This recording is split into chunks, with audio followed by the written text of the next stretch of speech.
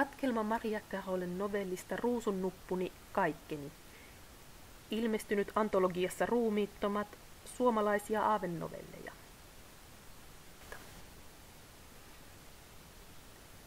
Tiedän hengityksen jättävän minut pian. Ruosteen maku kielen pinnalla, lääkkeiden tuoksu aikaisina aamuina. Kengän pohjani laahaavat maan pintaa pitkin, kun etenen kujaa alas väsynyt metri kerrallaan. Oleandra seisoo tiskin takana, juuri niin ylväänä kuin aina, ylpeänä siitä mitä erikoisempien tyydytysvälineiden valikoimasta, joka hänen ympärillään pienen hämärän putiikin hyllyille leviää. Muistan Oleandran olleen aina paljon minua vahvempi. Hän osaa kaiken sen, mitä minä en uskalla kuvitellakaan. Silti hän on minulle vasemman jalkansa velkaa. Tuloni ei ole yllätys. On aika, hän kysyy. Mieluiten jo eilen. Pääsin hädin tuskin ylös sängystä.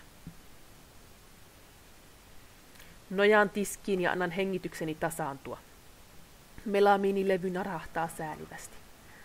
Oleandra hätistää hyllyjen välissä luuhaavan ja kikattavan nuoren pariskunnan ulos, sanoo sulkevansa. Vetää satiiniverhon lasioven eteen ja kääntää avainta. Mitä sinä oikeastaan aiot, kysyn. Oleandra ei vastaa, johdattaa vain minut takahuoneeseen ja käskee istumaan hetekan reunalle. Vieressä olevan kampauspöydän valkoinen maali hilseilleen. Pöydän laatikosta löytynyt ruisku on kuin mustavalkoisten kauhuelokuvien aikaisesta parantolasta varastettu. Ehkä onkin. Oleandra nostaa ruiskun silmiensä tasalle ja tutkailee siinä olevaa nestettä. Hän kysyy, olenko oikeakätinen, ja nyökkäyksen jälkeen jatkaa. Tämä tekee sinusta irtonaisemman, ja sattuu paljon. Sitten saatte lupaamani muutamat lisävuodet ja ehkä enemmänkin. Hän riisuu paitani pois, ottaa sormiensa väliin poimun kalvakkaa vatsanahkaan. Survoo ruiskun kärjen siihen ja painaa männästä. Irvistä. Ei se nyt niin paljon sattunut. Epäilen Oleandran hymyilevän ja näen samentuvien silmieni läpi hänen ottavan vastakkaisen seinustaan hyllyltä lihakirveen. En minä pistoksesta puhunut. Hän painaa raajani kampauspöytää vasten ja epäröimättä lyö käteni ranteesta poikki. Vain huutoni häivyttää kivun ennen mustuutta, jollaista en ole koskaan kokenut. Käsi makaa tiskillä. Kynnet lyhyiksi nyrhittyinä ja nahka puhtaaksi hangattuna, vanhoja nikotiinitahroja kynsinauhoissa. Tuijotan sitä sanattomana, kunnes eksynyt kärpänen laskeutuu etusormelle ja kutittaa. Huitaisen sen pois ja tajuan vasta sitten, mitä tein. Sehän liikkuu. Kierrän tiskin toiselle puolelle ja nostan jokaista sormea vuorotellen, kuin hapuilisin pianon koskettimia. Oleandra huomaa nykimisen, myhäilee kädelle ja katsoo sitten ympärilleen etsien. Minä en näe sinua. Mutta selkeästi olet viimeinkin hereillä. Halusit paljon. Tämä on minun keinoni maksaa takaisin. Et pääse kauas kädestäsi, mutta toisaalta seuraat sitä kaikkialle. Käteenä eläminen on yllättävän vaativaa. Liikkuminen pitää opetella uudestaan. Istuskelen hengissä olevan ruumiin osani vieressä myymälän nurkassa ja harjoitan taitojani selaamalla aikuisviihdeopuksia ja sanomalehtiä. Luen jopa uutisen omasta kuolemastani. 1 palstan leveys, pieni kulma sivun alareunassa. Kukaan ei tunnu hämmästelevän, kun Roskalvalta löytyy kädetön ruumis. Ei siinä kaupungin osa sataisilla kujalla.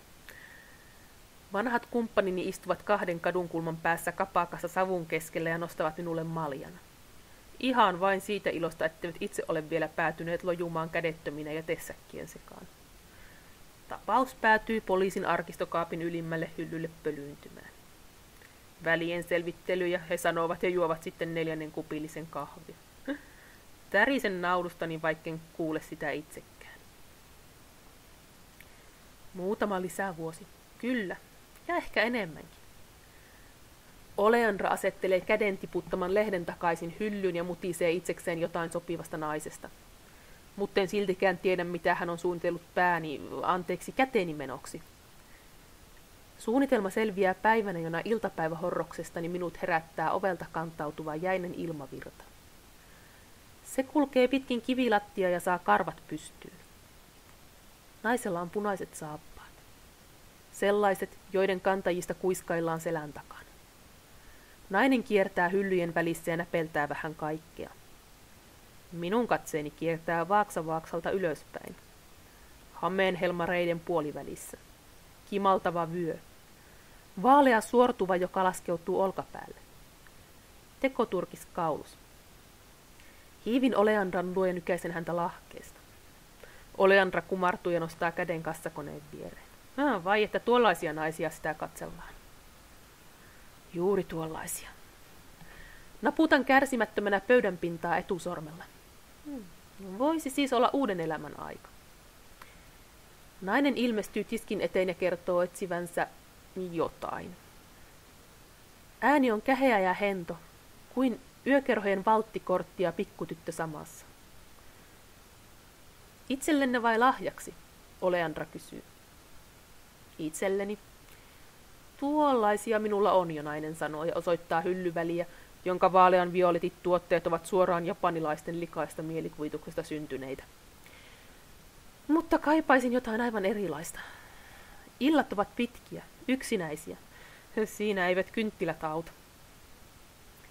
Minulla voisi olla teille jotain, Oleandra sanoo ja asettaa käteni naisen eteen. Tämä kavahtaa ja tuijottaa irtonaista ruumiin osaa hämmentyneen. Teen parhaani näyttääkseni hyvältä, kuin koiranpentu, joka kierrähtää selälleen saadakseen rapsutuksia. Lopulta nainen uskaltautuu hipaisemaan kämmentä.